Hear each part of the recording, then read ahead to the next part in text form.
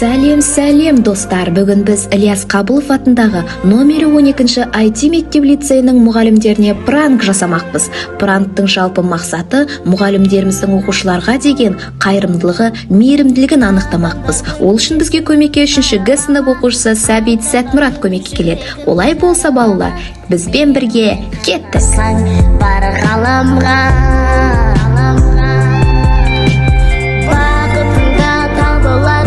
жанар, барлық арман тілегің орындалар, мейірімін төгер ғалам сағанда.